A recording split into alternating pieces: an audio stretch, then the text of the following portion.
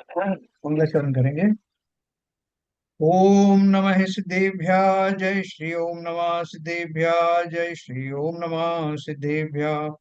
मंगलम भगवान वीरो मंगलम गौतमो गणी मंगलम कुंद कुंदाद्यो जयंधर्म होस्तु मंगलम।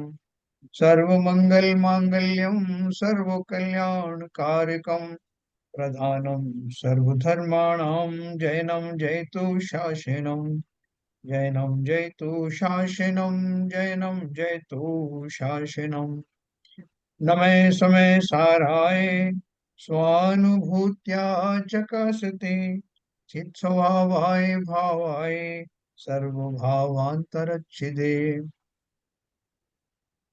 कुंदाचार्य द्वारा रचित समय सार नामक ग्रंथ की बंद अधिकार हम लोग पढ़ रहे हैं, जिसके माध्यम से आचार्य श्री ने हमें उन सब सूक्ष्म बातों का परिचय कराया है जिनके बने रहने पर जीव को मुक्ति का मार्ग प्रशस्त नहीं होता, और जिनके हटते ही मुक्ति का मार्ग प्रशस्त हो जाता है। इसलिए जो सम्यक दर्शन, सम्यक ज्ञान, सम्यक चारित्र के विपरीत होने वाले समस्त अनध्यवसाय बंद के ही कारण है।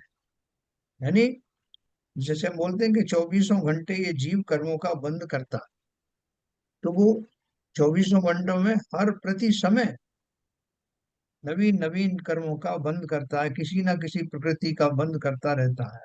और बल्कि चारों ही, आठों ही कर्मों का, आयु कर्म का को छोड़ करके निरंतर बंद करता है, क्योंकि उसके परिणाम मिथ्यात्व से भरे हुए हैं, इन विकल्पों से भरे हुए हैं, मिथ्या मान्यताओं से भरे हुए हैं। और उसका ज्ञान का व्यापार भी मिथ्यात्व से संलग्न है, और उसी हिसाब से जो उसके चरित्र हैं वो भी मिथ्यात्व से आच्छादित हैं। इसलिए उन्होंने, कल अपन ने पढ़ा था कि जिन मुनियों के इस तरह के अध्यवसान नहीं होते हैं वे ही वास्तव में मुनि हैं। देखो अपन ने पढ़ा था,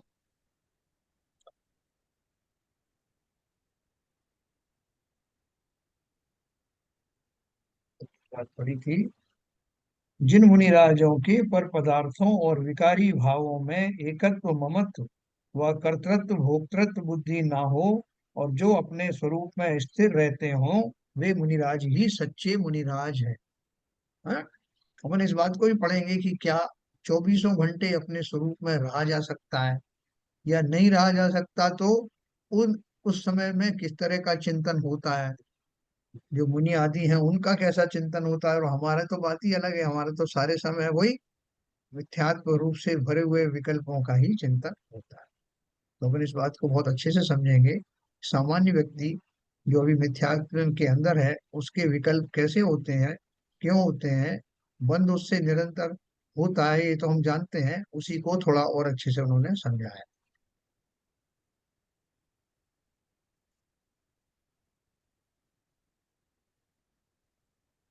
देखो उन्होंने क्या बोला था,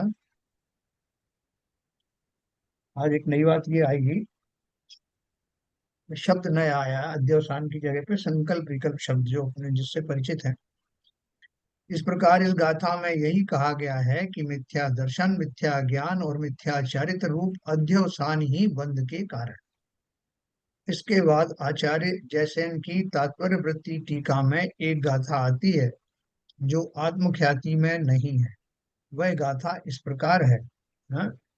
जा संकप्प व्यपोता कम्मं कुणदी अस असुह सुह जणयम अपसरु वारिधि जावना ही ये परिपुरई।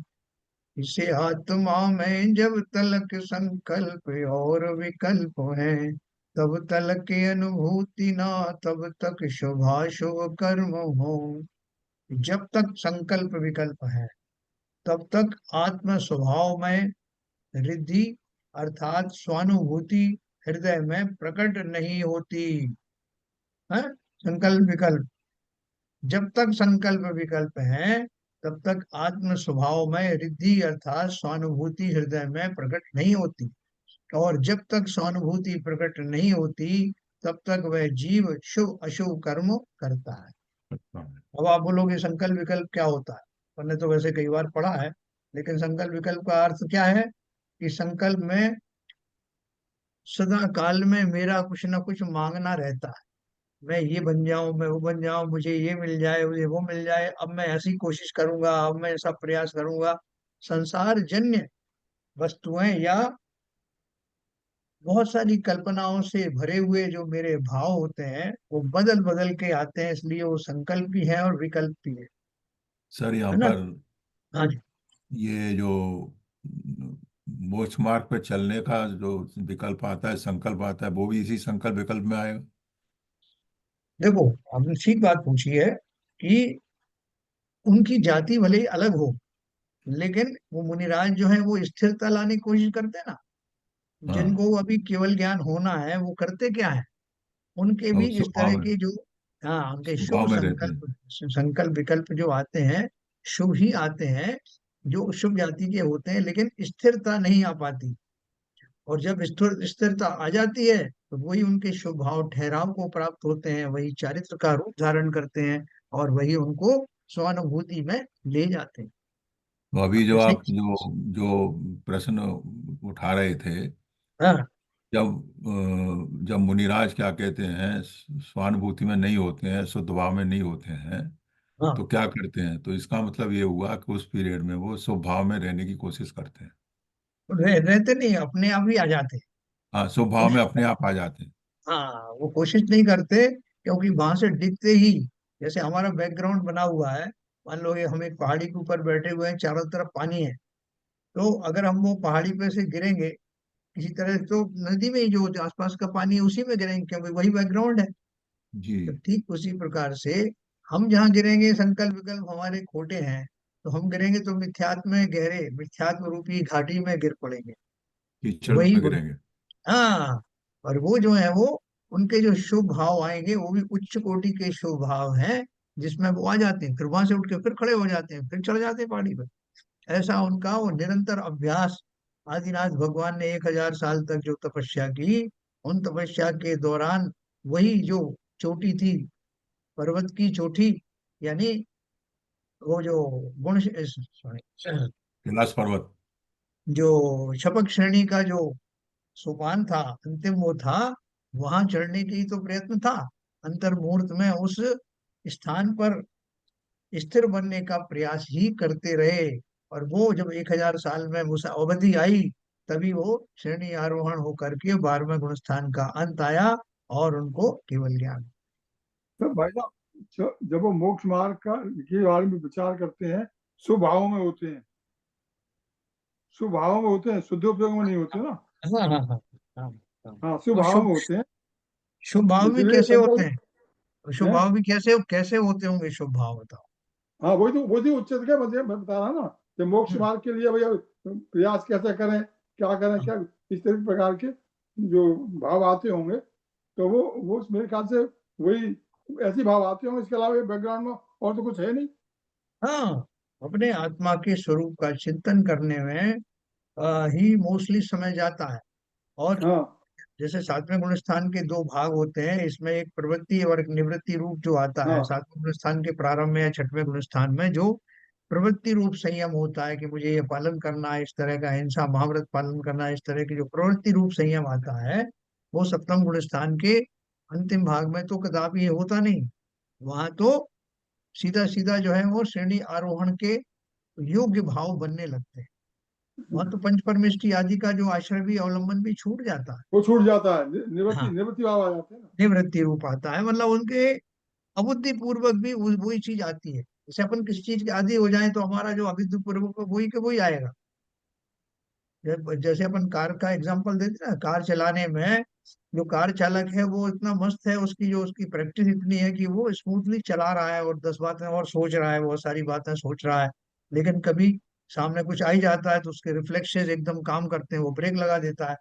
जैसे तंद्रा से टूट खुल, तंद्रा से हटाओ एकदम। उसी प्रकार से जो निरंतर मोक्ष के अभ्यासी हैं, वो तो उनका बैकग्राउंड बना हुआ है, उस दिशा में बढ़ते जा रहे हैं। कभी कुछ ऐसा उस दिशा में हम नहीं चढ़ पाते हैं तो वो नीचे आते हैं, तो नीचे आते समय इस तरह के विकल्प आते हैं, जैसे शास्त्र आदि का लिखना है या देशना देना है, सामान्य मुनि आदि की, वैसे ये तो। ये ये ये भाई, ये विकल्प तो सिर्फ 7वें गुण स्थान में रहते होंगे, जब जब निवृत्ति करके श्रेणी मारता होगा जीव, तो श्रेणी हाँ, तब श्रेणी नहीं आता। मारते समय ये हाँ, सब रह जाते हैं, फिर कोई विकल्प नहीं आता। वो तब नहीं आता, छठे गुण स्थान की बात कर रहा हूँ। हाँ छठे। छठे गुण स्थान में इस तरह के विकल्प आते हैं, शास्त्र आदि की रचना देशना आदि की जो है भाव, वो सब आते हैं। और लेकिन उनका बैकग्राउंड ही इसलिए इतना बन जाता है कि अब उन्हें सोचना नहीं पड़ता कि मुझे ब्रह्मचर्य व्रत का पालन करना है, मुझे अहिंसा महाव्रत का पालन करना है, मुझे अपने अंदर में ये शुद्धि रखना है, मुझे देव दर्शन आदि करना है। इस तरह के भाव नहीं आते, लेकिन उनके योग्य जो भाव हैं वो बैकग्राउंड में बने ही रहते। ठीक है ना। तो और जबकि हमारा बैकग्राउंड क्या है, हमारा बैकग्राउंड ये है कि हम कोशिश करके शुभ विकल्पों में आते हैं, प्रयत्न करके हम प्रवृत्ति रूप संयम धारण करते हैं, और फिर बैकग्राउंड तो हमारा वो मिथ्यात्व वाला ही है ना। भाई साहब, जी। 7वें गुण स्थान में जब जीव निवृत्त प्रवृत्ति रूप होता है, तो कैसे जी। भाव होते होंगे उसके? वो तो शुद्धोपयोग में चल रहा है, 7वां गुण स्थान शुद्धोपयोग का है। तो हाँ, अब ये जब प्रवृत्ति रूप में से बाद निवृत्ति में जाएगा, दो भाग हो गए, प्रवृत्ति और निवृत्ति। हाँ, प्रवृत्ति के जब आता है जीव, 7वें हाँ। गुण स्थान प्रवृत्ति में होता है, तो कैसे भाव होते होंगे उसके? 7वां गुण स्थान तो निवृत्ति वाला है। हाँ वही तो मैं कह रहा हूँ ना। हाँ, निवृत्ति ये वाला है। तो इसका मतलब है कि वो छठे गुण स्थान में आ जाता है। हाँ, आता है ना, एक एक अंतर्मुहूर्त में छठा और सातवें के बीच में आते रहते हैं वो। अच्छा अभी अच्छा। देखो, जो एक अंतर्मुहूर्त का समय उन्हें मिला, छठवें में थे, अब छठवें से सातवें के में भाव आए, उस एक अंतर्मुहूर्त में वो जो मुनिराज हैं वो अपना काम कर पाते हैं। एक नहीं, मैं अंतर्मुहूर्त ये में तो जान खेल हो जाता मैं ये जानना चाह रहा था, है। जी। 7वें गुण स्थान के दो भाग किए, प्रवृत्ति और हाँ, निवृत्ति, 7वें गुण स्थान के। तो मेरा मतलब कहने, मैं ये जानना चाह रहा था, 7वें गुण स्थान में ही जब दो भाग हुए, जो दूसरे भाग में जाकर के सीढ़ी मारता है, पहले भाग में क्या कैसे भाव होते हैं, ये जानना चाह रहा नहीं देखिए, सातवें गुण स्थान के जो दो भाग होते हैं उनमें ऐसा नहीं होता, प्रवृत्ति और निवृत्ति नहीं होता। वो हूँ। हाँ वही निवृत्ति तो मैं का जानना ही चाह है। रहा हूँ। वो हाँ अप्रमत्त गुण स्थान है सातवां। हाँ ठीक है। हाँ है ना, ठीक है, तो तो वहां पहले भाग में सामान्य जो है वो शुद्ध भाव रहते हैं, और दूसरे भाग में श्रेणी आरोहण के योग्य शुद्ध भाव होते हैं। शुद्ध शुद्धोपयोग भाव में चल दोनों ही ही रहा है, है जी। शुद्धोपयोग है दोनों में ही है। पूरे थ्रू अच्छा आउट अच्छा। सातवें गुण स्थान में शुद्धोपयोग ही है। हाँ ठीक है ना। तो वहां पे जो श्रेणी आरोहण का जो सातिशय जो भाग है उसका, वो जो हाँ। सभी मुनियों को नहीं होता। अच्छा जो मुनि आरोहण करने वाले होते हैं उनको ही वो सातवें गुण स्थान के लास्ट में उस तरह के उनके भाव होते हैं, और वो श्रेणी आरोहण कर जाते अच्छा। हैं ऐसा। और हमारा जो भाव है, तो जब अपन उनसे अपन कंपेयर करें तो हमारे जो संकल्प विकल्प हैं वो कौन सी जाति के हैं, उनमें मोस्टली तो शुभ ही होते हैं। शुद्ध भाव से तो हमारा परिचय हुआ नहीं, क्योंकि हमने अभी भेद विज्ञान किया नहीं, आत्मा का स्वरूप हमें भाषित हुआ नहीं। इसलिए हमारे जो संकल्प विकल्प आदि हैं वो तो स्वानुभूति अभी प्रकट होने ही नहीं देंगे। ये तो मुनियों की बात चल रही है कि उनके भी जब तक संकल्प विकल्प हैं, वो बिल्कुल जैसी श्रेणी आरोहण करने जा रहे हैं ना, उसके पहले थोड़े संकल्प विकल्प होते हैं, वो किस जाति के हैं, ये अपन पढ़ेंगे आगे। तब तक आत्म स्वभाव में रिद्धि अर्थात स्वानुभूति हृदय में प्रकट नहीं होती। यानी अपन को ये देखो ना, अपन को चैन से नींद नहीं आती है, हमारे पास में बहुत सारा सामान रखा है। मैं स्टेशन का उदाहरण देता हूँ, प्लेटफॉर्म पे बैठे हैं, चारों तरफ सामान आपका बिखरा हुआ है, थोड़ी अब शरीर में शिथिलता आई तो नींद झपकी भी आने लगती है, लेकिन आपको फिर एकदम चौकन्ने हो जाते हो कि इस बीच में कोई सामान तो नहीं उठा ले गया, फिर से गिनती गिनते हो। तो जब तक वो आपका सामान पड़ा हुआ है, वो शल्य लगी हुई है, तब तक आप चैन से सो भी नहीं सकते। तो उसी प्रकार से सभी प्रकार के जब संकल्प विकल्प जब मौजूद हैं, किसी भी प्रकार के हों, चाहे उच्च कोटि के क्यों ना हो मुनियों के भी, तब तक उनका आत्म स्वरूप में स्थिरता नहीं हो रही है। इसलिए तब तक आत्म स्वभाव में रिद्धि अर्थात स्वानुभूति हृदय में प्रकट नहीं होती। जो अभी सम्यक दर्शन प्राप्त करने वाले हैं उनके लिए भी ये लागू होता है, और वे मुनि जो अभी श्रेणी आरोहण की बात कर रहे हैं उनके भी, हर एक का थोड़ा अपना अपना वो दायरा होता है। लेकिन जब भी स्थिरता चारित्र में लाने से पहले होने वाले समस्त प्रकार के संकल्प विकल्प, जब तक उनसे मुक्ति नहीं मिलती तब तक यथा योग्य चारित्र प्रकट होता नहीं, तब तक स्वानुभूति प्रकट नहीं होती, तब तक वह जीव शुभ अशुभ कर्म करता है। है ना, जो भी बात कर रहे थे, मुनियों के छठे गुण स्थान आदि की बात कर रहे थे, तो वो मुख्य रूप से तो वो शुभ कर्म भी आते हैं, कदाचित कभी कभी अशुभ में भी चले जाते हैं। इस गाथा का अर्थ तात्पर्य वृत्ति में आचार्य जयसेन ने अत्यंत संक्षेप में इस प्रकार किया है। अब देखो, हमारे लिए जब तक यह आत्मा बाह्य विषय रूप शरीर, स्त्री पुत्र आदि में ये मेरे हैं इत्यादि रूप ममत्वमय संकल्प करता है और अंतर में हर्ष विषाद रूप विकल्प करता है, तब तक अनंत ज्ञानादि से समृद्ध आत्म तत्व को हृदय में नहीं जानता है। जब तक इस प्रकार का आत्मा अंतर में स्फुरायमान नहीं होता, तब तक शुभाशुभ भावों को उत्पन्न करने वाले कर्म करता है।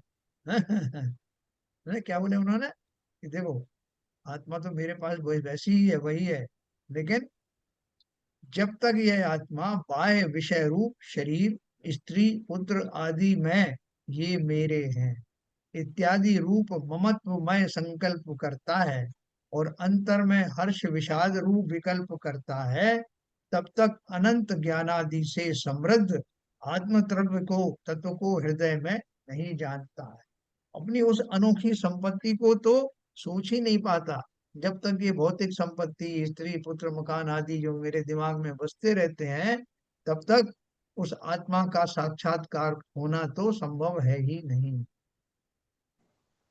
जब तक इस प्रकार का आत्मा अंतर में स्फुरायमान नहीं होता, यानी जब तक भेद विज्ञान रूपी कमल खिलता नहीं, जब तक अंदर में उस आत्मा का साक्षात्कार होता नहीं, विश्वास पूर्वक कि मैं तो यह हूं, ऐसा श्रद्धा उत्पन्न होती नहीं, तब तक जीव को शुभ या अशुभ भाव ही आते रहते हैं और उसका बंद होता रहता है उसी हिसाब से, पुण्य में या पाप में, पुण्य या पाप में।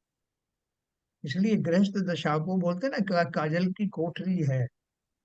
और मुनिराज कोई भी हो, बहुत अच्छे हो, अब भरत चक्रवर्ती तो इतने वैराग्य से भर गए थे ना, तो वो अगर सोच लेते कि देखो मेरा तो वैराग्य इतना पा ही गया है, गृहस्थी छोड़ने की जरूरत कहाँ है, इसमें रहकर के सब कुछ हो जाएगा, गृहस्थी में भी बने रहेंगे अपन, 96,000 रानियां भी हैं आसपास हैं, दरबार भी लगा हुआ है और चक्रवर्तीत्व भी मौजूद है, सारे जयकारे भी बोल रहे हैं, और साथ में लोग सब ये मानते भी हैं कि मैं तो घर में रहकर भी उदासीन हूँ, हो गया काम।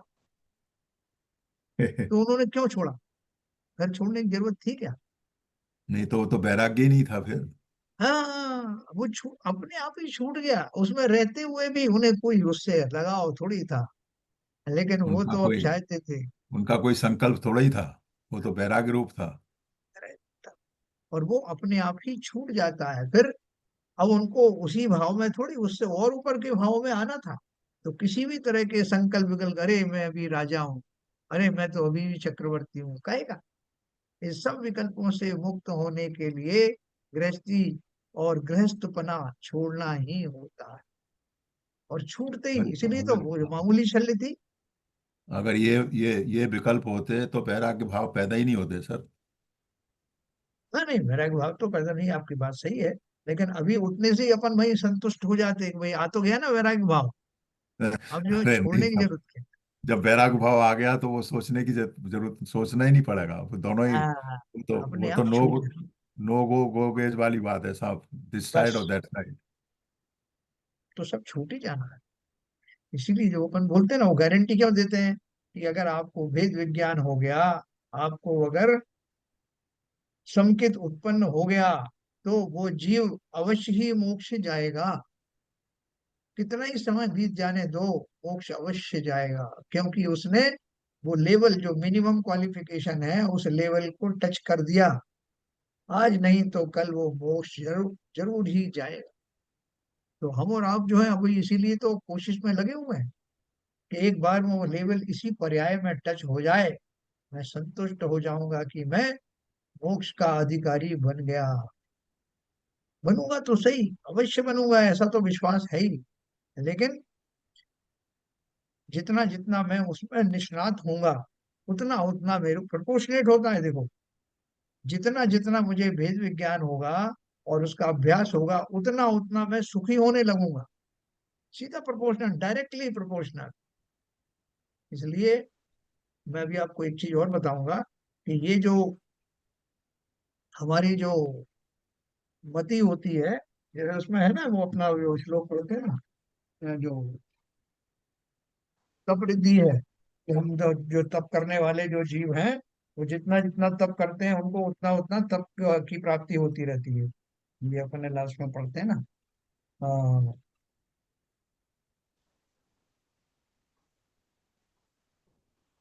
दीप्तम च तप्तम च तथा महोग्रम घोरम तपो घोर पराक्रमस्था मस्त था। ब्रह्मा परम घोर गुणम चरंता स्वस्ति क्रियासु सो परमर्षि। परमर्श हो। ना, इसमें क्या लिखा है कि जो तप करने वाले हैं, दीप्तम च तप्तम तथा महोग्रम घोरम तपो घोर पराक्रम, तप करने वालों को उस तप के प्रभाव से ऐसी रिद्धि प्राप्त होती है कि वो और भी घोर तप कर पाते हैं। है ना, ये बहुत बढ़िया वाली रिद्धि है कि आप जो तप कर रहे हैं, अभ्यास कर रहे हैं, उससे आपकी शक्ति और बढ़ रही है कि आप और भी गहरा तप करने के योग्य बनते हैं। तो उसी सब प्रकार से इस प्रक्रिया में उनका शरीर भी संगनन शरीर बनता है कि वो शुरू से ही होता है संगनन शरीर। नहीं, उनका तो संगनन होता है, जो शुक्ल ध्यान करते करते हैं उन सबका जो है उत्तम संगनन होता है। शनि आरोहण करने वाले जो हैं उन सबको जो शुक्ल ध्यान आता है तो उनको पहले से ही उनका वो होता है, उत्तम संगनन होता है। लेकिन मैं क्या बात कहना चाहता हूँ कि जैसे अपन स्वाध्याय कर रहे हैं, तो स्वाध्याय करने में अगर जिन जीवों की रुचि है, वो तो छोटे मोटे कोई भी अगर संकट भी आएंगे तो उनको पहले ही हटा देंगे। जैसे आप किसी ने कहा साहब 8 से 9 बजे तक हम आपकी एक मीटिंग, बिजनेस मीटिंग रखेंगे साहब, उसमें आपको इतना लाभ होगा। तो बोलेंगे साहब आज तो मेरा वो उतने टाइम में स्वाध्याय रहता है। बोले छोटो स्वाध्याय वाध्याय, आज नहीं सही। तो अपन भी ढीले पड़ गए। अच्छा ठीक है साहब, कल देखेंगे। तो आप देखोगे कि दूसरे दिन फिर कोई आपको ऐसा व्यवधान आएगा, तीसरे दिन फिर कोई व्यवधान आएगा। लेकिन जिन्होंने सोच लिया है कि कुछ भी हो जाए मुझे ये समय नहीं गंवाना है, ये मेरे काम का है, आप देखोगे उसकी उस काल में उसको व्यवधान भी कम होते चले जाएंगे। और एक समय आएगा कि वो निर्विकल्प होकर के, बिना किसी व्यवधान के, बिना किसी शल्य के उसको पूरा कर पाए। चाहे वो जाप में बैठा हो, चाहे ध्यान में बैठा हो, उसने जो समय बांध लिया है उसमें उसको ज्यादा बाधाएं नहीं आएंगी। सही कह रहे तो हैं। वही वही की वही बात है। अब देखो कोई फोन मेरा आता नहीं, कभी बिरला आ जाता बात अलग है, लेकिन भाव ऐसे होते हैं कि किसी का भी होने तो नहीं उठाना है, या उसको बोल दिया ज्यादा ज्यादा या काट दिया, तो कभी कोई ज्यादा बाधा नहीं आएगी। तो वही तब वाली बात है कि जितना जितना आप इस मार्ग में जुड़ेंगे, उतना उतना आपके संकटों का निवारण होने लगेगा। और फिजिकल संकट तो अब क्या संकट है, अब तो मानसिक संकटों की बात है कि ऐसा जो डेडलॉक भी नहीं आएगा कि मन नहीं लगता। इसलिए वो रिद्धि जो है पढ़ना, तप करने से और तप करने की शक्ति बढ़ती है। उसी प्रकार से स्वाध्यायी जीवों को स्वाध्याय करने से निरंतर उनकी रुचि बलवती होती है, और यही बड़ी बढ़ती हुई रुचि ही एक दिन उन्हें सम्यक दर्शन की प्राप्ति कराती। इसलिए ये काल बिल्कुल व्यवधानों से रहित रहोगे, बहुत हर्ष की प्राप्ति होगी। बाकी के पुण्य पुण्य तो जो है यूं ही मिल जाते हैं, लेकिन सहज में उसी समय जो संतुष्टि मिलेगी वो बहुत ज्यादा लाभप्रिय है। तो जब तक इस प्रकार का आत्मा अंतर में स्फुरायमान नहीं होता, तब तक शुभाशुभ भावों को उत्पन्न करने वाला कर्म करता है। इस प्रकार इस गाथा में भी प्रकारांतर से यही कहा गया है कि स्वानुभूति से रहित संकल्प विकल्प रूप अध्यवसान भाव ही मूलतः बंध के कारण है। देखो उन्होंने क्या बोला, जो सीवी जैन साहब ने प्रश्न पूछा था कि मुनियों को जो संकल्प विकल्प होते हैं वो कौन सी जाति के होते हैं, और जो मिथ्या दृष्टि जीव हैं उनके संकल्प विकल्प वो किस जाति के हो। तो उन्होंने क्या बोला, स्वानुभूति से रहित संकल्प विकल्प रूप अध्यवसान भाव ही मूलतः बंध के कारण है।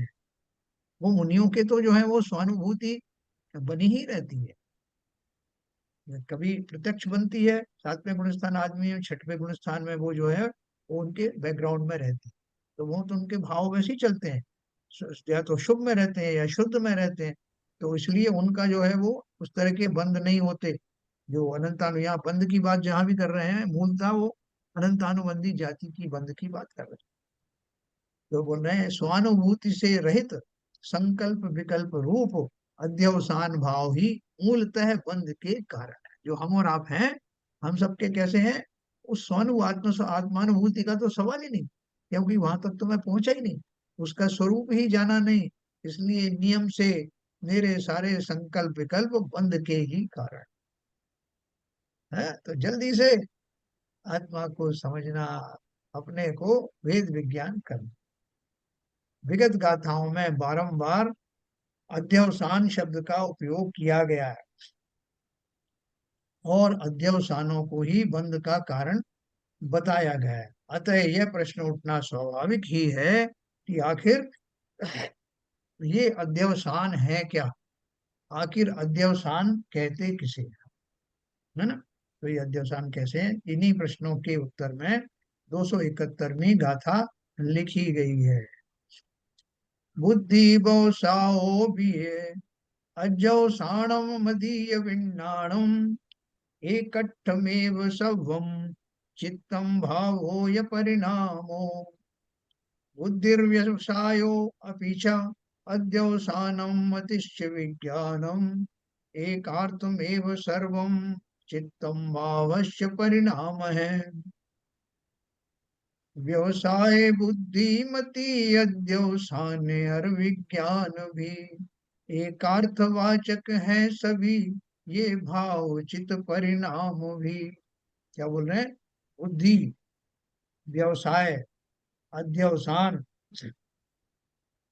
मति, विज्ञान, चित्त, भाव और परिणाम, ये सब एकार्थवाची ही हैं, पर्यायवाची ही हैं। कौन कौन से शब्द हैं, बुद्धि, व्यवसाय, अध्यवसान, मति, विज्ञान, चित्त, भाव और परिणाम, ये सब एकार्थवाची हैं। इनको यथा योग्य इसमें आप लगा के देखना तो यही अर्थ निकलेगा।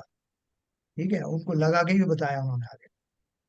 तात्पर्य है कि अध्यवसाय शब्द से जो भाव प्रदर्शित किया जाता है वही भाव उक्त शब्दों से भी व्यक्त किया जाता है। जैसे कहते हैं मेरी बुद्धि ऐसी है, मेरी बुद्धि के कारण मेरा बंद होता है, मेरी बुद्धि खोटी है, या मेरी मति कैसी खराब हो रही है कि जो इस तरह से वो बंद होता है, या जो मेरा जो ज्ञान है, जो विज्ञान में है, जो वीतराग विज्ञान नहीं होकर के रागमय विज्ञान है, मेरे चित्त ऐसा हो गया है, मेरे भाव खराब हो गए हैं, मेरे परिणाम ऐसे विकृत हो गए हैं जिनके कारण बंद होता है। तो आप वो अध्यवसान की जगह ये शब्द लगाओगे तब भी वही अर्थ निकलेगा। आचार्य अमृतचंद ने यद्यपि इस गाथा की टीका अत्यंत संक्षेप में लिखी है, तथापि उसमें अध्यवसान के इन नामों का अर्थ व्युत्पत्ति पूर्वक स्पष्ट किया है, जो इस प्रकार है। स्वपर का अविवेक होने पर जीव अध्यवसिति मात्र अध्यवसान है और वही बोधन मात्रत्व से बुद्धि है। ये ऊपर वाले जो शब्द है ना उनको घटित किया उन्होंने, कौन कौन से, बुद्धि, व्यवसाय, अध्यवसान। स्वपर का अविवेक होने पर जीव अध्यवसिति मात्र अध्यवसान है और वही बोधन मात्रत्व से बुद्धि है, व्यवसान मात्रत्व से व्यवसाय है, मनन मात्रत्व से मति है, विज्ञप्ति मात्रत्व से विज्ञान है, चेतन मात्रत्व से चित्त है, चेतन के भवन मात्रत्व से भाव है और चेतन के परिणमन मात्रत्व से परिणाम है ना। उन्होंने जस्टिफाई किया है कि ये जो शब्द दिए गए हैं ये सब यह वाद्यवसान की जगह पे प्रयुक्त किए जा सकते हैं। उक्त संपूर्ण प्रकरण का निष्कर्ष करते हुए आचार्य अमृतचंद्र एक कलश लिखते हैं जो आगामी गाथा की उत्थानिका रूप भी है। क्या लिखते हैं, 173 सर्वत्वाद्यौ। मतलब और क्लैरिटी के लिए अध्यवसान को हाँ ऐसे जो मिथ्या की वजह, जो हमारा मिथ्यापूर्ण जो ज्ञान है हाँ उसकी वजह से जो हमारी भाव बनते हैं वही अध्यवसान है एक्चुअली। बिल्कुल बिल्कुल। सारी चीजें लिखती, बुद्धि, व्यवसाय, अध्यवसान, ये सब एक एक शब्द बता दिए, मतलब समझ में नहीं आया मेरे को कैसे विज्ञान और अध्यवसान एक ही चीज कैसे है। यही तो बताया नीचे अपन ने, यही तो पढ़ा। कैसे नहीं समझ में, मैं समझ नहीं पाया। देखो देखो लिखा है, स्वपर का अविवेक होने पर जीव अध्यवसति मात्र अध्यवसान है। यानी वो स्वपर का अविवेक अगर नहीं है, तो विवेक शब्द भी इसके आगे लगा सकते हैं। तो जो विवेक नहीं है इसलिए उसे अध्यवसान कहा। जहाँ अविवेकीपना होता है वहां वो पूरा एक कार्य है, ये कोरा काली एक भाव है। और वही बोधन मात्रत्व से बुद्धि है। बुद्धि किसे कहते हैं? बोध होना ही बुद्धि है। बोध होना ही बुद्धि है, तो इसलिए उन्होंने बोधन मात्रत्व से बुद्धि बोल दिया। व्यवसान मात्रत्व से व्यवसाय है। अपना व्यवसाय क्या है? चिंतन करना, सोचना, कुछ कार्य करना। तो वो व्यवसाय लगाएं उसको, क्योंकि मेरा जो व्यापार चला करता है उस व्यापार को व्यवसाय कहते हैं। इस कारण से इसको व्यवसाय शब्द दिया है। यह व्यवसाय का अर्थ कोई व्यापार करना नहीं है। बुद्धि का जो अलग अलग विषयों में लगाने का जो उपक्रम होता है उसको व्यवसाय कहा। और मनन मात्रत्व से मति है। मति मति ज्ञान क्या होता है? कि मैं किसी चीज के बारे में मनन करूं, चिंतन करूं, वो मति के। मैं मेरी मति खराब हो गई, है ना? तो इसलिए उन्होंने मनन से उसको मति को कनेक्ट किया। फिर विज्ञप्ति मात्रत्व से विज्ञान है। मैंने जैसे कि अपन बोलते हैं कि ये हमारा जैन धर्म क्या है? वीतराग विज्ञान है। मतलब वस्तुओं की जितनी भी, विज्ञान किसे कहते हैं? मनुष्य द्वारा अर्जित ज्ञान का को जब ऑर्गेनाइज किया जाता है, सिस्टमेटिकली ऑर्गेनाइज किया जाता है, तो उसे विज्ञान कहते हैं। ज्ञान ही सिस्टमेटिकली जब अर्जित किया जाता है, जब उसको अच्छे प्रकार ऑर्गेनाइज किया जाता है, तो वही अर्जित ज्ञान विज्ञान कहलाता है। यहाँ वो क्या कह रहे हैं कि मैंने जो अर्जित तो किया, सिस्टमेटिक भी किया, लेकिन वीतरागता नहीं होने से वो वीतराग विज्ञान तो नहीं है। लेकिन जैसा मैंने ऑर्गेनाइज किया है उस अपेक्षा से वो जो विज्ञप्ति है, विज्ञप्ति अपन पास करते हैं ना, विज्ञप्ति में सिस्टमेटिकली शब्द रखे जाते हैं, तो वो सिस्टमेटिकली रखे गए शब्दों के कारण वो विज्ञान भी है। विज्ञान भी यूज करते हैं कि मेरा विज्ञान वीतराग विज्ञान नहीं है, बल्कि वो सरागी विज्ञान। फिर वहां उन्होंने दिया चित्त। चित्त भी बोलते हैं कि इनका चित्त बड़ा खराब हो गया है। चित्त में ये बात बैठती नहीं है। चित्त के द्वारा बहुत सारे ऐसे दुष्परिणाम आते हैं, बुरे बुरे भाव आते हैं। तो वो चित्त को भी अध्यवसान से कनेक्ट किया। भाव तो अपन जानते ही, और परिणाम भी अपन जानते हैं कि खोटे परिणामों से अवश्य ही बंद होता है। तो इसलिए ये सब पर्यायवाची है। उक्त संपूर्ण प्रकरण का निष्कर्ष प्रस्तुत करते हुए आचार्य अमृतचंद्र एक कलश लिखते हैं, जो आगामी गाथा की उत्थानिका रूप भी है। देखो, जहां अपन को इनसे बहुत ज्यादा फर्क नहीं पड़ता, उन्होंने अगर एक लाइन में कह दिया कि पर्यायवाची हैं, तो अपन को उसमें बहुत विशेष अन्वेषण की जरूरत नहीं, है ना? जहाँ उसका कोई अर्थ का अनर्थ ही हो रहा होगा, बहुत ज्यादा हो रहा हो, वहां अपने को इतनी समीक्षा की जरूरत है। अभी देखो उन्होंने क्या लिखा है। हाँ, ये वाला 173 नंबर। सर्वत्राद्यवसानमेवमखिलं त्याज्यं यदोक्तं जिनैः स्तनमन्ये व्यवहार एव निखिलो अपन्यास अपन्याश्रयस्त्याजितः सम्यक् निश्चयमेकमेव तद्मि निष्कम्प निष्कम्पमाक्राम्य किम् शुद्ध ज्ञान घने महिम्निना निजे वदनन्ति संतो धृतिम। कलश का पद्यानुवाद इस प्रकार है। सभी अध्यवसान त्यागने योग्य हैं। यह जो बात विशेष जिनेश्वर ने कही, इसका तो स्पष्ट अर्थ यह जानिए, अन्याश्रित व्यवहार त्यागने योग्य है। परम शुद्ध निश्चय नय का जो गेय है, शुद्ध निजातम राम एक ही थे है। यदि ऐसी है बात तो मुनिजन क्यों नहीं शुद्ध ज्ञान घन आत्म में निश्चल रहे हैं। देखो, अभी आपको भी सबको एक डाउट जरूर आ रहा है कि भाई जब ये सब अध्यवसान सब प्रकार के त्यागने योग्य हैं, तो फिर इनको मुनिजन क्यों धारण किए बैठे हैं? मुनिजनों को तो 24 घंटे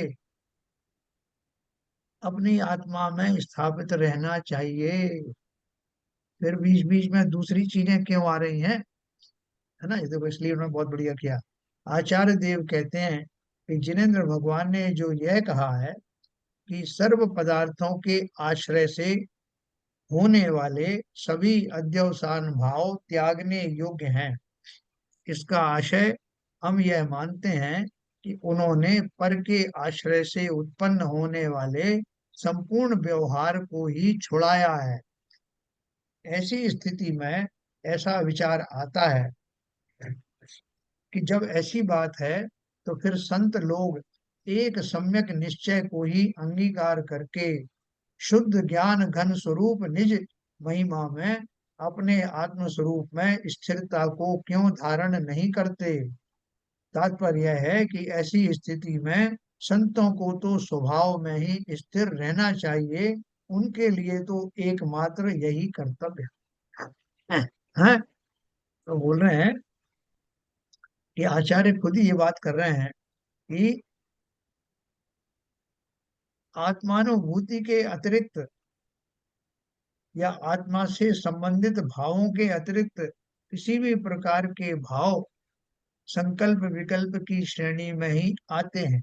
भले ही अपन ज्ञानी और अज्ञानी में थोड़ा अंतर करें, तो बोल रहे हैं कि वो जो परम ज्ञानी मुनिराज हैं, उनको तो ये बात पता ही है कि मेरे, इसलिए उनको तो सदा काल आत्मानुभूति में ही स्थिर रहना चाहिए 24 घंटे। तो वो क्यों नहीं रह पाते, ये उनका प्रश्न है। इस कलश का अर्थ लिखते हुए पांडे राजमल जी ने कलश टीका में कतिपय महत्वपूर्ण संकेत दिए हैं, जो इस प्रकार है। प्रथम तो वे संत पद का अर्थ सम्यक दृष्टि जीव राशि कर, और दूसरे मिथ्यात्व रूप अध्यवसान भावों को असंख्यात लोक प्रमाण बताते हैं। तीसरे वे व्यवहार भावों को सत्य रूप और असत्य रूप दो प्रकार के बताते हैं। और चौथे वे मिथ्यात्व भावों और व्यवहार भावों को एक वस्तु कहते हैं। देखो, इसकी अपन समीक्षा करेंगे, बहुत बढ़िया बात आई है। संत शब्द का अर्थ क्या है? संत किसे कहते हैं? सिर्फ मुनियों को ही ज्ञानी, संत नहीं कहते, ज्ञानी, ज्ञानी। ज्ञानी को, है ना। समस्त सम्यक दृष्टि जीव संत की कैटेगरी में आते हैं। दूसरे, मिथ्यात्व का अध्यवसान, जैसे अपन ने कहा कि मिथ्या दृष्टि जीव कितने प्रकार के होते हैं, तो अपन ने एक बनाया था कि जैसे 1000 सीढ़ी चढ़ने के बाद में सम्यक दर्शन होता है, तो 999 सीढ़ी तक के जीव, अलग अलग जीव अलग अलग मिथ्या भावों में रहते हैं, है सब मिथ्या दृष्टि। इसलिए उन्होंने कहा 1000 तो अपन ने कल्पना किया, तो बोलते हैं असंख्यात, असंख्यात मिथ्यात्व रूप अध्यवसान भावों को असंख्यात लोक प्रमाण बताते हैं। एक लोक है ना, लोक कितना है? जो 14 राजू तंग नभ है ना, वो जो हमारा लोकाकाश है, उस लोक को, या इस जो घन वर्ग में जो लोक है, उसको एक लोक कहा।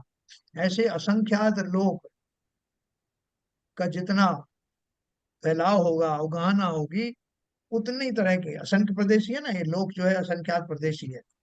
तो ऐसे असंख्यात प्रदेशी, असंख्यात लोक जितने हो सकते हैं, उतने ही असंख्यात मेरे भाव हो सकते हैं। कौन से भाव? मिथ्या दृष्टि वाले। ठीक है, तो इतनी ज्यादा उसका वो वैरायटी है। तीसरे, वे व्यवहार भावों को सत्य रूप और असत्य रूप दो प्रकार के बताते हैं। ये पॉइंट बहुत इंपॉर्टेंट है। व्यवहार भाव भी दो तरह के, एक सत्य रूप, एक असत्य रूप। अब बोलोगे साहब ये आपने गजब कर दिया, कभी तो आप बोलते हो कि व्यवहार सत्य नहीं है और निश्चय ही सत्य है। अब आप व्यवहार में भी दो कैटेगरी कर रहे हो, सत्य रूप और असत्य रूप, है ना। उसका एक पर्पज है, वो भी आपको बताएंगे। और चौथे, वे मिथ्यात्व भावों और व्यवहार भावों को एक वस्तु कहते हैं। जैसे मैंने बताया ना, व्यवहार को असत्य भी बताया और व्यवहार को मिथ्यात्व भी बताया, और यहाँ मिथ्या व्यवहार को सत्य भी बताया, असत्य भी बताया। तो किस अपेक्षा से क्या है ये अपन पढ़ेंगे। कलश टीका के इन्हीं कथनों को आधार मानकर कविवर पंडित बनारसी दास जी ने इस कलश का जो भावानुवाद किया है वह इस प्रकार है।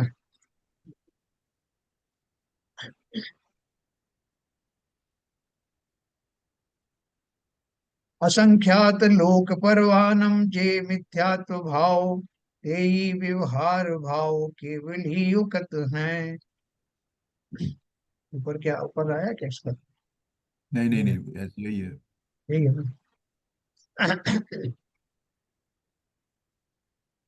यदि नीचे रह गया। हाँ, यहाँ से असंख्यात लोक परवानम तेजे मिथ्यात्व भाव ते व्यवहार भाव केवल ही युगत हैं। जिनको मिथ्यात गयो सम्यक दर्श भयो ते नियत लीन व्यवहार सौमुखत हैं। उन्हें विशेष लय में उन्होंने बनाए हैं पद बनारसी दास जी। निर्विकल्प निरूपादि आत्म समाधि साधि जे सुगुण मोख पंथ को ढुकत हैं। तेई जीव परम दशा में थिर रूप है के धर्म में दुखे न कर्म सो रुकत हैं। बनारसी दास जी ने समय सार नाटक लिखा था ना, तो उसके छंद मशहूर हैं, उनमें से कुछ उन्होंने लिए हैं। केवली भगवान ने कहा है कि असंख्यात लोक प्रमाण जो मिथ्यात्व भाव हैं वे ही व्यवहार भाव हैं। हाँ?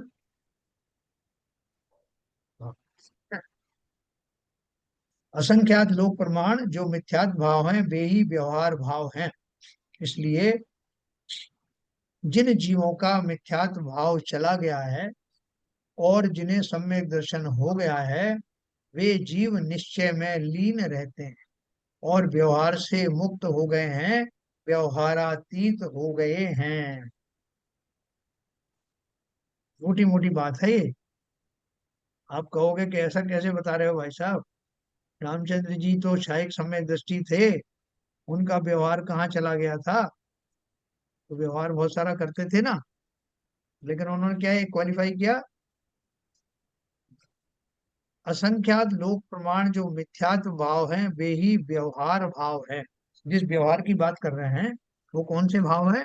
वो मिथ्यात्व वाले हैं। अनंतानुबंधी जाति की कषायों से भरे रहने वाले भावों को ही यहाँ व्यवहार भाव की संज्ञा दी गई है ना। वो व्यवहार जो दूसरा आएगा उसकी चर्चा अपन करेंगे आगे। इसलिए जिन जीवों का मिथ्यात्व भाव चला गया है और जिन्हें सम्यक दर्शन हो गया है वे जीव निश्चय में लीन रहते हैं और व्यवहार से मुक्त हो गए हैं, व्यवहारातीत हो गए हैं। ऐसे जीव निर्विकल्प निरुपाधि आत्म समाधि को साध कर सगुण मोक्ष मार्ग में तेजी से बढ़ते हैं और परम दशा में स्थिर होकर धर्म मार्ग में तेजी से बढ़ते हुए मुक्ति को प्राप्त करते हैं। कर्मों के रोके रुकते नहीं है, है?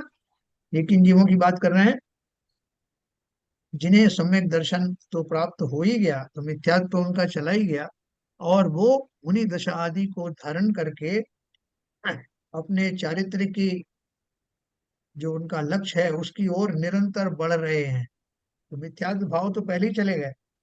अब वो जो व्यवहार भाव भी हैं, जो सामान्य समय दृष्टि के और मुनियों के बीच की जो गैप है, उस गैप में रहने वाले किंचित व्यवहार आदि भी उनके नहीं होते, वो व्यवहारातीत होने लगते हैं। गृहस्थी छूट गई जिनकी, समस्त प्रकार के परिग्रह जिनके छूट गए हैं, उनको अब वो व्यवहारातीत भाव आने में, क्योंकि श्रेणी आरोहण करने का निरंतर प्रयास करना है। 1000 साल में जो उन्होंने क्या किया आदिनाथ भगवान ने, निरंतर उस आत्म शुद्धि की, आत्मा आत्मा के अंदर में प्रविष्ट रहने की, आत्मानुभूति करने की ही तो चेष्टा की। इसलिए इवन आहार करते समय भी, आहार लेते समय भी आहार के प्रति बहुत उनको कोई जागृति नहीं होती। कि आप कहते रहो महाराज ये हलवा ले लीजिए, मैंने बहुत प्रेम से बनाया है महाराज, ये सब चीज महाराज अपने खोए हुए हैं। यहाँ तो यंत्रवत जो आहारचर्या चल रही है, देख देख देख के शोध के कर रहे हैं वो बात अलग है, लेकिन वहां बैकग्राउंड में तो यही भी बस रहा है कि कब यह आहार संज्ञा से आदि से मुक्ति मिले, कब मैं अपने वास्तविक स्वरूप में पहुंचूंगा। उस स्वरूप का चिंतन कब की बात भी नहीं है कि कब होगा, उसका चिंतन चल रहा है, निरंतर चल रहा है। हम और आप उसकी कल्पना भी नहीं कर सकते कि आहार लेते समय भी मुनि अपनी उस शुद्ध अवस्था को छू रहे हैं। इसलिए एक एक अंतर्मूर्त में वापस सप्तम गुण स्थान में आते हैं। तो इसलिए उस दशा में तो व्यवहार का लगभग, व्यवहार करते हुए भी व्यवहार जैसी बात नहीं है। आप बोलोगे आहार वगैरह ले रहे हैं ये सब व्यवहार है ना, है, लेकिन वो जो व्यवहार है वो व्यवहार किस जाति का है? क्योंकि वो निश्चय से जुड़ा हुआ है, वो आत्मानुभूति से जुड़ा हुआ है, उससे डायरेक्ट कनेक्टेड है। इसलिए उस तरह के जो आचरण है वो व्यवहार की श्रेणी में नहीं माने जाते। जैसा व्यवहार हमारा, उस अपेक्षा से बात चल रही है। हाँ, आप उस वैसी कल्पना करके देखिए। तो इसलिए उन्होंने क्या बोला, ऐसे जीव निर्विकल्प निरुपाधि आत्म समाधि को साधकर सगुण मोक्ष मार्ग में तेजी से बढ़ते हैं और परम दशा में स्थिर होकर धर्म मार्ग में तेजी से बढ़ते हुए मुक्ति को प्राप्त करते हैं। कर्मों के रोके रुकते नहीं। कि कर्म कौन से रोक रहे हैं? यानी कर्मों का उदय भी निरंतर आता रहता है। तो वो उदय आया, उदय आने में उनको कुछ किसी प्रकार की क्षीणता हुई, शरीर में कुछ हो भी हो सकता है, शरीर आदि में कुछ आंशिक कोई रोग आदि उत्पत्ति हो सकते हैं, कुछ मन में कुछ खेद भी आ सकता है, लेकिन उसकी परवाह किए बिना वो वीरता को प्राप्त हो मुनिराज अपने उस आत्मा से निरंतर कनेक्ट रहते हैं। अपन भी जैसे कोई अभी बिजनेस डील चल रही थी वो बिजनेस डील बहुत जबरदस्त थी, करोड़ों रुपए का फायदा होने वाला था। इस बीच में लंच का टाइम हो गया और आपके जो साथ में बिजनेस पार्टनर है जिनसे बात चल रही थी वो भी बैठे हुए हैं, लंच कर रहे हैं, या उनको बोला आप लंच करके आइए, लंच के बाद फिर मिलते हैं। जितनी देर आप दो दोस्तों से अलग हैं उतनी देर भी आपको विकल्प आएंगे कि नहीं, कभी क्या क्या बात हुई थी, अब क्या क्या और करना है, इसमें क्या कमी रह गई, भोजन भी कर रहे हो दिमाग तो लेकिन चलता वो ही रहेगा ऊपर। और बढ़िया बढ़िया स्वादु भोजन टेबल पे लगाया हुआ है। बताओ आपको उनका स्वाद वैसा ही आएगा जैसा रोज आता है कि आज कुछ अलग ही बात हो? इस समय स्वाद आएगा, कभी नहीं आएगा। निरंतर आपको वो डील में मैंने ये कर दिया, आपको पता भी नहीं पड़ेगा आपने कब खाया कब नहीं खाया। लोग कह रहे खाओ तो सही, ये सामने रखा है आपने, इसको तो हाथ लगाया नहीं, हाँ खा लूंगा खा लूंगा। चिंतन क्या चल रहा है? कनेक्टेड हो उसी बिजनेस डील से जो अभी अभी हो रही है, अभी तो खत्म हुई नहीं है, बीच में कॉमा आया है। ऐसे ही वो मुनिराज आहार आदि के क्षणों में भी, उस कामा आदि के क्षणों में भी अपनी आत्मा से कनेक्टेड रहते हैं।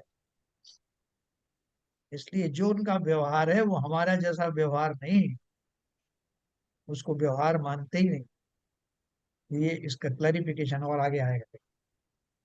इस प्रकार इस कलश में यही कहा गया है कि सभी प्रकार का व्यवहार कथन असत्यार्थ है और उसके आश्रय से मुक्ति की प्राप्ति नहीं की जा सकती। हमारा जो जो व्यवहार है या व्यवहार कथन है, जो व्यवहार से जो कहा जाता है वो सब असत्यार्थ है। कैसे असत्यार्थ है?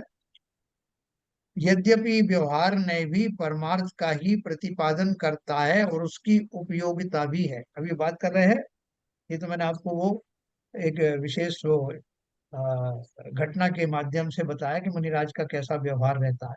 अब बात कर रहे हैं व्यवहार नय की। व्यवहार नय क्या है? व्यवहार नय निश्चय नय का प्रतिपादन करता है, लेकिन उसको उसकी आवश्यकता कब तक रहती है? जब तक कि निश्चय का बोध नहीं हो जाता। जैसे मैंने शुरू शुरू में आपको बताया था कि एक बच्चा है, बच्चे को ने बिल्ली तो देखी लेकिन शेर देखा नहीं। तो शेर शब्द सुनते सुनते बार बार वो अपने पापा को बोलता है कि पिताजी मुझे ये बताओ कि शेर कैसा होता। मैं बहुत दिन से उलझन में हूं कि शेर कैसा होता। तो उन्होंने एक बिल्ली जो सामने आई उसको बता दिया दृष्टांत के तौर पे कि जैसे बेटा ये बिल्ली है ना, ये मान लो कि यही शेर है। बोले ऐसे ही होता है शेर? बोले थोड़ा सा गोल्डन कलर होता है, थोड़ा सा बड़ा साइज होता है, थोड़े नाखून बड़े होते हैं, थोड़े दांत बड़े होते हैं। तो ऐसे करके उन्होंने उस बिल्ली में ही शेर की कल्पना उसको करा दी। अब एक बार उसने उस शेर को साक्षात देखा, कहीं चिड़ियाघर में देखा, तो उसने पहचाना कि पापा ने बताया था ये वो बिल्ली से ही मिलता जुलता है, हो ना हो ये शेर ही है। थोड़ी देर में मालूम भी पड़ गया कि यही शेर है, वहां लगा भी था बोर्ड। अब उसको बार बार उस बिल्ली की कल्पना करनी पड़ेगी क्या, जब जब शेर की बात आएगी। अब पहले तो करता था वो, अब जब कहेंगे कि भाई साहब वो शेर मिला था, तो उसके जहन में कौन सा दृश्य आएगा, बिल्ली वाला आएगा कि साक्षात शेर वाला आएगा, है ना। तो उसी प्रकार से व्यवहार न्याय का कथन क्या बोलते हैं, व्यवहार न्याय भी परमार्थ का ही प्रतिपादन करता है और उसकी उपयोगिता भी है, निश्चित को समझने के लिए उपयोगिता है। तथापि उसकी विषयभूत वस्तु के आश्रय से कर्म नहीं कटते हैं, अपितु उसे हूबहू सर्वथा सत्य मान लेने पर मिथ्यात्व होता है। अगर वो बालक यही मान ले कि पापा ने ये बोला था कि ये जो बिल्ली है इस जैसा ही स्वरूप होता है, तो अपन बिल्ली को ही शेर क्यों ना मान, तो जब जब बिल्ली आएगी उसी वो शेर माने। तो इसका अर्थ क्या हुआ कि वो उसको कभी भी साक्षात शेर के दर्शन होंगे नहीं, ना उसका प्रयास होगा, सामने भी आ जाएगा तो उसको पहचानेंगे। तो इसलिए उन्होंने क्या बोला कि उसकी उपयोगिता तो है, लेकिन उसी उसकी विषय वस्तु वस्तु के आश्रय से कर्म नहीं कटते हैं, अर्थात उस वस्तु की प्राप्ति नहीं होती। हिसाब से है भैया, भगवान के दर्शन किया करो, रोज मंदिर जाया करो, भगवान के जो है जो तीन परिक्रमा लगाया करो, गंधोदक लिया करो, शांति धारा किया करो, तो ये गलत तो नहीं है बात। लेकिन ये भी सत्य है कि इनसे किसी को मोक्ष हुआ नहीं है। और कहने में क्या आएगा, सब कहेंगे भाई साहब इसी तरह से मोक्ष जाओगे, मोक्ष जाने के लिए तुमने अभिषेक किया नहीं, कभी मंदिर आए नहीं, भगवान की भक्ति करी नहीं, मोक्ष कैसे जाओगे। इन शब्दों के पीछे जो मर्म है उसको समझे ही नहीं। ये बिना मंदिर आए तो जिनेंद्र देव दिखेंगे नहीं, जिनेंद्र देव दिखेंगे नहीं तो जिज्ञासा होगी नहीं, जिनेंद्र कैसे बनते हैं, उनके गुण क्या होते हैं, ये होगा ही नहीं। तो ये परंपरा से ये सब जो बातें कही गई हैं, ज्ञानी ने ये जान करके कही है कि आपको एक दिन इनका रहस्य मालूम पड़ेगा, और तब वास्तविक उनका जो मार्ग है, भगवान बनने का मार्ग आप जानेंगे और उसी मार्ग पूर्वक ही भगवान बनोगे। लेकिन वो तो आपने जाना नहीं, आपने ऊपर ऊपर का कथन माना और आपने सबसे कहना शुरू किया बेटा मैं जब छोटा था तो मैं रोज मंदिर जाता था, मैं सभी भक्ति भाव करता था, रोज धोती दुपट्टा पहनता था, हाँ, और रोज धोती दुपट्टे पहन के अभिषेक करता था, ये सब तुमको भी करना है, मोक्ष कैसे जाओगे। तो वो भी यही सोचता है, तो पिताजी मोक्ष की तैयारी कर रहे हैं और मुझे भी ऐसी तैयारी करना है। वो भी अपने धोती दुपट्टे में उनके उसमें विकल्पों में आ जाता है, तीन चार दो धोती ले आता है और सुबह जल्दी उठता अलार्म लगा करके और भगवान की जय जयकार करता है, इसी आशा में कि एक दिन वो मोक्ष इसी तरह से चला जाएगा। तो क्या बोल रहे हैं, इसलिए यद्यपि व्यवहार ने भी परमार्थ का ही प्रतिपादन करता है और उसकी उपयोगिता भी है, तथापि उसकी विषयभूत वस्तु के आश्रय से कर्म नहीं कटते, अपितु उसे हूबहू सर्वथा सत्य मान लेने पर मिथ्यात्व होता है। मैं मिथ्या दृष्टि हूँ, लेकिन मैं पूरा वो सब काम करता हूँ जो पीढ़ियों से मेरे यहाँ हो रहा है, तो मेरा मिथ्यात्व कम हुआ, वो मिथ्यात्व तो कम हुआ ही नहीं, एक मिथ्यात्व ये और बढ़ गया कि इसी मार्ग से मोक्ष हो जाएगा, ये भी मिथ्यात्व ही है। एक अग्रहित मिथ्यात्व तो था ही कि मैं जिस देह में जन्म लेता हूँ उस देह को अपना स्वरूप मानता हूँ, ये तो अग्रहित मिथ्यात्व था ही। बाकी ये ग्रहित मिथ्यात्व, ये जान करके किसी ने मुझे बताया कि मंदिर आने से मोक्ष हो जाएगा, भक्ति करने से मोक्ष हो जाएगा, और मैं इसी भ्रम में पड़ा रहा, इसी मिथ्यात्व के सहारे ज्यादा ज्यादा क्रियाएं शरीर की करता रहा, रात दिन मूर्तियों से लिपटता रहा, लेकिन मोक्ष जाने का जो वास्तविक कारण था वो जान ही नहीं पाया, है ना। तो ये मेरे मिथ्यात्व का ही पोषण है, यही कारण है कि यहाँ सभी प्रकार के व्यवहार को त्यागने का उपदेश दिया गया। ये कौन से व्यवहार की त्याग करने की बात है? और किस कैटेगरी के जीवों को ये उपदेश दिया गया मिथ्यात्व, है? मिथ्यात्व वाले, नहीं, मिथ्यात्व वाले तो सब हैं। वो जो जीव मिथ्यात्व के मंदिर लोग। में नहीं आते, उनको मैं कहता हूँ मंदिर आया करो भैया, इससे मोक्ष होगा। हाँ, मेरी अपेक्षा कुछ और है। यहाँ तो मैं समय सारी हूँ। यहाँ मुझे बताया जा रहा है कि ये जो समस्त जो तुम्हारे व्यवहार हैं, ये उम्मीद मत करो कि इनसे मोक्ष हो जाएगा, है ना? क्योंकि मैं परिपक्व हो गया हूँ। मुझे परिपक्व आचार्य पढ़ा रहे हैं। वो बोल रहे हैं कि ये नहीं कह रहे कि ये मत करो, गृहस्थ हूं जब तक छठ आवश्यक करता हूँ, लेकिन ये बिल्कुल मत सोचना कि इनमें से एक भी तुम्हारा मोक्ष जाने के लिए काम में डायरेक्टली आने वाला है। बिल्कुल नहीं आएगा। सही बात। तो व्यवहार नैकी हेयोपादेयता और उपयोगिता के बारे में विस्तृत जानकारी परम भाव प्रकाशक नए चक्र से की जा सकती है। नए चक्र कभी पढ़ेंगे। तो अब अपन कल जो पढ़ने वाले हैं, जो बात विगत कलश में कही गई है वही बात इस 272वीं गाथा में कहेंगे। देखो, मैंने प्रयास किया है आपको कि हमारा जो व्यवहार है, अब आप भली बात ही समझ गए हैं कि व्यवहार किसे कह रहे हैं, और मैं अभी किस व्यवहार के अधीन हूँ, और ऊपर की भूमिकाओं वाला व्यवहार क्या होता है, और उन सब व्यवहारों से परे होकर ही मैं निश्चय में पहुंचूंगा। ये सब हमें स्टेप्स अब समझ में आने लगे। कल मैं आपको इसी बात के ऊपर में अपन चर्चा करेंगे, और अपन इसमें बहुत गहराई से विचार करेंगे। ये मानो एक अमूल्य निधि हमको मिल रही है, जो आसानी से सबको अवेलेबल होती नहीं। इस हिसाब से मैं हो गया। किसी का कोई प्रश्न हो तो पूछ सकते हैं, 1-2 मिनट है हमारे पास। सबको समझ में आ रहा है?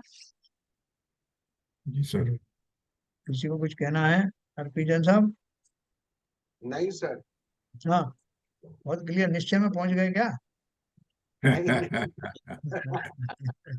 नहीं, खो तो जाते हैं थोड़ी देर के लिए, कम से कम 1 घंटे भर के लिए आपका जो प्रोलॉग चलता है बहुत ही सुंदर लगता है। देखो, मैं भी एक्चुअली उस ऐसा लगता है, मैं भी जो बोल रहा हूँ उस जगह पहुंच जाता हूँ।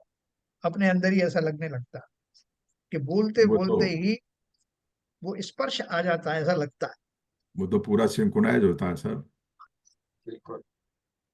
मतलब मैं उसकी कल्पना कर पाया आज कि हमारा व्यवहार क्या होता है और हमारा चिंतन क्या होता है, और हम और बाकी के व्यवहार व्यवहार के, उन्होंने बोला असंख्यात लोक प्रमाण भेद हैं, वो भी हाँ, इस कई तरह व्यवहार के में है। हाँ, कौन कौन से विचार कब कब किस मोमेंट पे चेंज होते रहते हैं हर समय। जो कभी मंदिर नहीं गया, जो कभी जैन कुल में जन्मा नहीं, जो कभी एक इंद्रिय से लेके पंचेंद्रिय तक के जीव हैं, वो भी मिथ्या दृष्टि है, उनके अलग भाव हैं। पंचेंद्रिय वाले जो है, और उनमें जो जैन है अजैन है, उनके सबके अलग अलग भाव है। असंख्यात लोक प्रमाण भाव है। लेकिन भाई साहब, अपन जी, जब तक आप पहुंचेंगे नहीं उन भावों में, तब जी, तक वो भाव हमारे लिए 1 सेकंड, जब तक हाँ, आप उन भावों में नहीं पहुंचेंगे तब तक वो हमारे लिए, हम जो अब प्राप्त कर रहे हैं ना, इसी वजह से प्राप्त कर रहे हैं। आप भाव भाव में आकर के ही बोलते हैं, अदरवाइज तो वो वैसे बोलने वाले तो बहुत हैं। आप समझिए ना मैं क्या क्या कहना चाह रहा हूँ। जी, कि मैं समझ जैसे गया। मान लीजिए कि कोई अभिनय करता है, जिस चीज का अभिनय करता है उसको उसी में उतर जाना पड़ता है, तब तो सही अभिनय है, हाँ, कार्यकारी है। ऐसे आप जो स्वाध्याय करा रहे हैं वो उसी में उतर गए हैं, तो हमारे लिए कार्यकारी बनना है। अदरवाइज तो कार्यकारी होता ही नहीं, उतना प्रभाव हम पर नहीं पड़ता। तो बाबूजी और आरपी जैन साहब और सीवी जैन साहब थोड़ा रुक जाएंगे, अपन तो चर्चा करेंगे। तो बहुत अच्छी चर्चा हुई, और आगे जो है अपन और कल कल परसों में करेंगे। तो मुझे विश्वास है कि अपन को उन भावों में प्रविष्ट होने में बहुत आनंद आने वाला है, जिन भावों को प्राप्त करके जो जीव सम्यक दृष्टि हो जाते हैं। अभी हम प्रारंभिक भूमिका में हैं, लेकिन अवश्य ही हम उस मुकाम को टच करने वाले। चलिए, जिनवानी स्थिति करेंगे।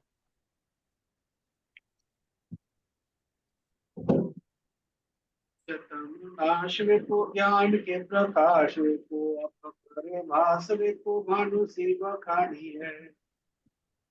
क्षणों द्रव्य जान वे को बंध विधि भान वे को कपर की छान वे को परम प्रमाणी है। अनुभव बताए वे को जीव के जताए वे को काहू सताए वे को भव्य और रानी है। जहाँ तहाँ तार वे को पार के को तार वे को विस्तार वे को यही जिन वाणी है। हे जिनवाणी भारती तो है जपूदन में जो तेरी शरण गए सो पावे सुख चैन। या वाणी के ज्ञान से सूझे लोकालो वो वाणी मस्तक धरो सदा देते हैं दो सदा देते हैं। जिनवाणी माता की जय। जय।